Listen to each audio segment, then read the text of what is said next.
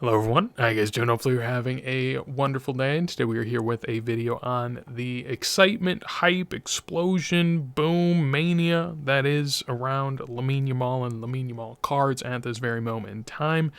Wanted to make a video because it's sort of the talk of the town in soccer, and I always like making videos every now and then to tell people, just relax, hold the horses, and that's what we're going to do today. Spoiler, if you didn't know where this was heading, it's not going to be to go tell everyone to buy LAMINE YAMAL cards. I'm sorry to inform you. I think there's enough people excited about LAMINE YAMAL and pumping the excitement and pumping it in whatever form, maybe genuine, maybe not so genuine. Nonetheless, I think it's important to, sort of counterbalance that a little bit, and we'll do that today. So, to get started, of course, we go with the disclaimers just to get some early things out of the way here. First off, I'm a random dude online talking about soccer cards, so clearly none of this is meant to be taken seriously. Entertainment purposes only, if that's what this is for you, I don't know. Beyond that, I don't scout or advise in any sort of role. Rather, I share my experience from collecting soccer cards over, about 5 years at this point. I've been around the block a little bit, but again, I'm no expert. Ultimately, I am just a random dude, and if you think that I'm a hater, or if you think that this video is absolute malarkey, make sure to let me know in a comment down below. I'd love to hear it. For another disclaimer here, I'll just write it out as we're here. LAMINE YAMAL is good. He's a good player. He might be a great player. Very well could be. He's a really good player, okay? LAMINE YAMAL is good, okay? Let's just get that out of the way real quick, because I know a lot of people are thinking, oh, you don't think LAMINE YAMAL is good, huh? No, he's good. Probably great at this very moment in time, for sure. And so I'm not denying that. That is not the point of this video. This is about LAMINE YAMAL cards, not LAMINE YAMAL the player. I'm not hating on a 17-year-old. I'm going to warn some caution to the crazed lunatics that are going after his cards, rather. I'm perfectly happy for him as a player, as a person. I wish nothing but the best, okay? Let's not turn this into that, because that's not what it is. So, let's talk about some cards and some card pricing, why don't we? To start, LAMINE YAMAL's cards. This is a LAMINE YAMAL index over on Card Ladder, and as you can see, it was up over the last year initially. It went down for quite a while, and now it's very high up. So, we can sort of talk through this here. Let me grab a brush. So we start last year. This is about June of a year ago, and as you can see, he's sitting on the index at about 275. Of course, he wins the Euro. That sends everyone into a craze. It doubles, the index does. As tends to happen, you hit that relative high, and then the season sort of starts, and not a lot's going on. The hype fades, goes down, bottoms out down here at around 200. So ultimately, he did do great things last year. He did a great thing. He won the Euros, and his price went up, but then it went back down and even lower than what it was initially. I think that's important because that just, goes to show general trends that do happen. We'll see that later with other prospects. But this is where it gets, kind of crazy, obviously, in terms of where we are now. We start at 200 here, and now we've gone all the way up to here, around 700 to 800, about a 4x over the last 6 months. And during this time, what has he done? He's played really well. He's shown the world he's a great player, for sure. He won a La Liga title. It's really it. I mean, at this very moment in time, he is a Ballon d'Or candidate, don't get me wrong, but he's far from the favorite. So if we assume that he doesn't win the Ballon d'Or, he didn't win a Ballon d'Or, he didn't win a Champions League, he won La Liga with Barcelona, which, while that's great, it's not really like, it's not a feather in anyone's cap, all right? That's not going to solidify him as an all-time great, for sure. Now, if he won a Ballon d'Or, that might change things a little bit, but let's just assume that doesn't happen. And even if it does, the rest of this video is still pertinent. That's the general trend of LAMINE YAMAL. We'll look at a few cards in particular to talk more about it. Here you have his gold out of 50 from 2023-2024 Topps Chrome. And as you can see here, starts off probably October of last year at 1,500, a little under, closer to I think that was 1,300 on that sale. In mid-February, he hits around 2K, so it's up a little bit. And then in early May, it ends up hitting 4K. And Card Ladder currently says that they think it would sell for 7.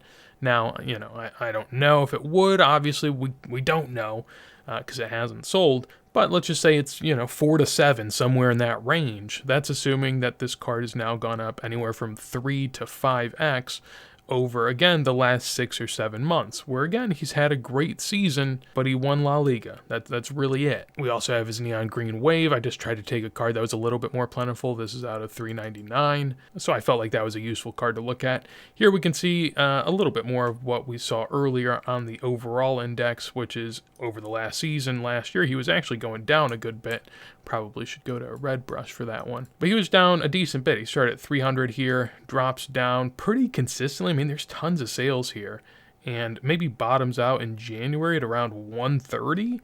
And then, obviously, we have the huge roar, and now he's sitting at 550, 600 on and out of 399 card. Now, I will say, I do think that the way he's played and what he's done as a prospect, if you have a season like this, you should have some sort of run-up, right? I don't think that that's unfair. I think it's probably justified and a sign of a somewhat healthy market overall.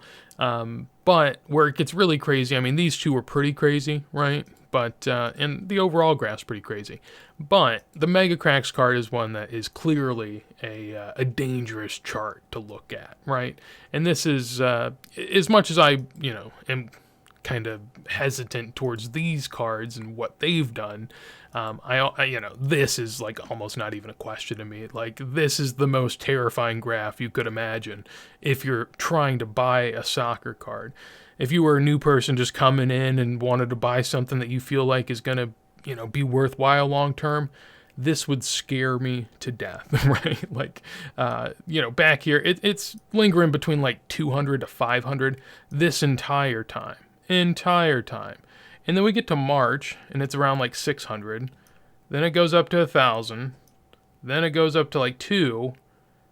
Then it lingers around 2 for a bit, shoots up to 4, and then shoots up to 7 or 8, right? And from my understanding, I've observed other people's information on the topic, and they say that there is potentially some shilling and some shady business going on. And when you see a graph like this, I mean, it's kind of very believable, I would say. Even more interesting is this is not his only Mega Cracks. There's a couple other ones, and this is actually the update set. So this is a later one. But this has become just a huge story, and a lot of people are sort of running with this that aren't even like big soccer people. Like, there's lots of people talking about this, and this is dangerous as could be, because honestly, even at like 1 to 2K in here, I think that's a bit high, because this was clearly a $200 to $500 card all day. So if you start going into the multiple thousand, that gets a little nervy.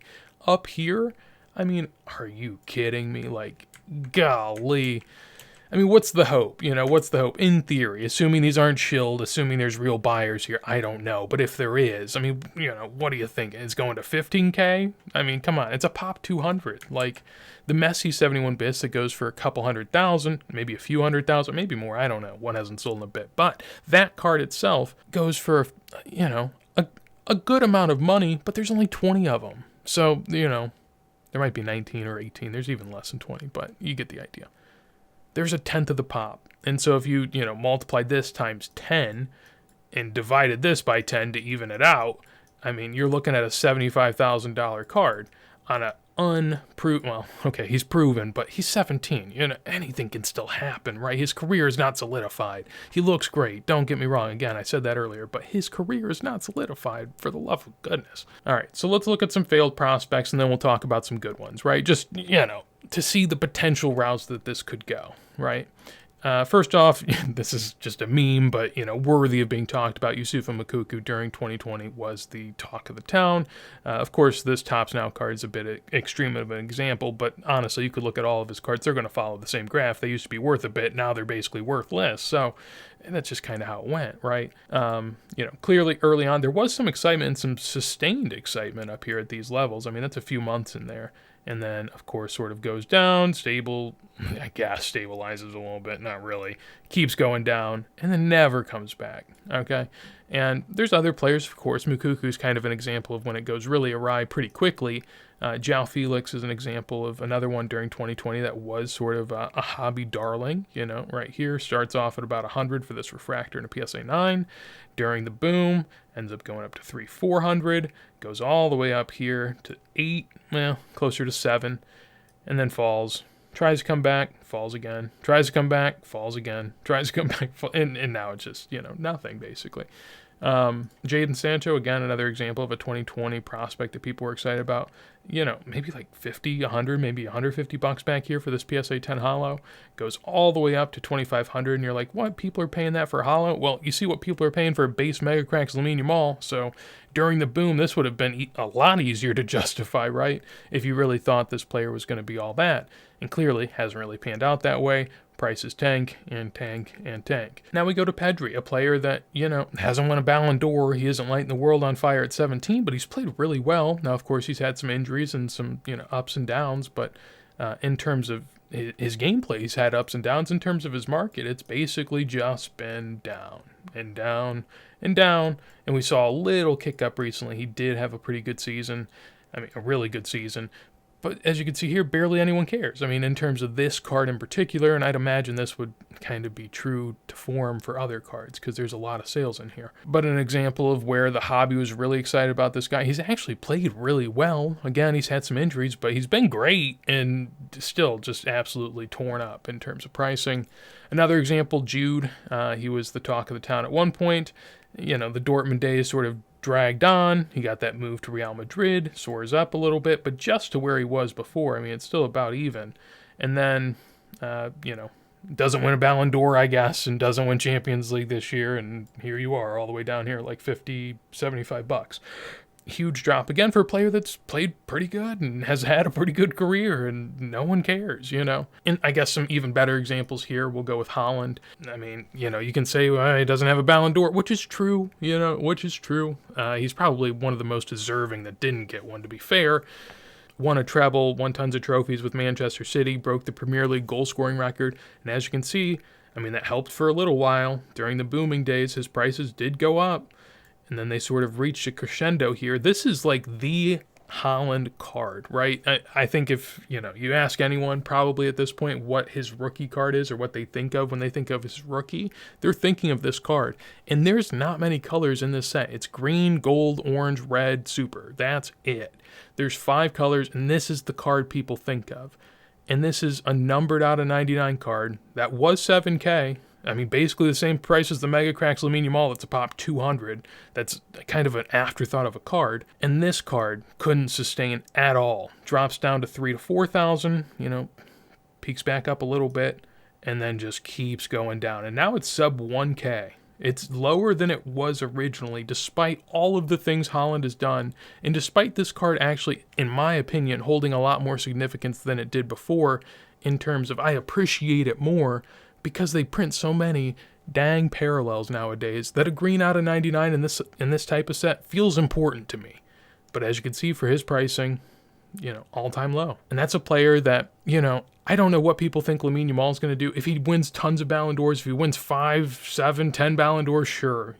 Clearly he's head and shoulders above Holland. But, I mean, Holland proved himself at Dortmund, then got the move to the Premier League, sort of the testing grounds where you have to prove yourself, and he lights the world on fire. Now, this last year, of course, wasn't the best, but, you're going to have bad years, especially, if you're having all-time great seasons. One bad year is not the worst, right? It's kind of to be expected, and that just shows how quickly you can be forgotten. He's lighting the world on fire, doesn't light the world on fire for 1 year, boom, down by a lot. And then we'll go to Mbappe as well, because why not? And much the same, right? Clearly sort of follows the trend of the overall soccer space, at least, during the booming days.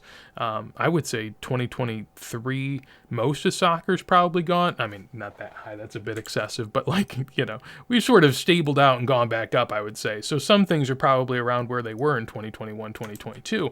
But clearly with Mbappe, he just went down and down and down and down. And, I mean, you can say it's somewhat deserved again. He hasn't won a Ballon d'Or. At PSG, he didn't win tons of trophies either, but he is probably going to go down as one of the best World Cup performers ever, especially in terms of goals. That seems all but locked at this point that he's going to go down as the all-time World Cup goal-scoring leader. But he also, I mean, clearly he won a World Cup with France in 2018 and was the runner-up in 2022 and put up a heck of a game against Messi, man. So he's had 2 of the best World Cup performances you could imagine from a prospect, and no one cares. No one cares. And so finally, you know, we'll look at the market caps, and I feel like this just kind of solidifies and shows what I'm talking about here. If you look on the right-hand side, I went on Card Ladder and just sorted by market cap. And this is, of course, for the cards they're tracking, right? So this doesn't have all the cards in there, so it's imperfect, but it gives you an idea, right? And as you can see here, let me go ahead and grab the tool. Messi, 36.1. Then you have Ronaldo, 11.6. Pele at 10.2. Kylian Mbappe at 4.69. And then LAMINE YAMAL at 3.8. And so that means LAMINE YAMAL is in the top 5 currently for market cap in soccer cards. And that's crazy because, at least in my sort of world that I live in, I mean, Messi, Ronaldo, Pele should be head and shoulders above anyone else, and they kind of are, so I get that.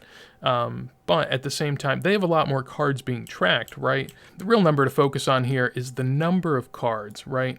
So for Mbappe, you have 100, Pele 60, Ronaldo 146, Messi 134. So of course, the more cards you have, the higher the market cap's going to be. That's even crazier that LAMINE YAMAL gets in here with 29, right? If you want to match him with Mbappe, 100 cards there, or Mbappe, or Mbappe, these American influencers still do not know how to pronounce his name, which is hilarious.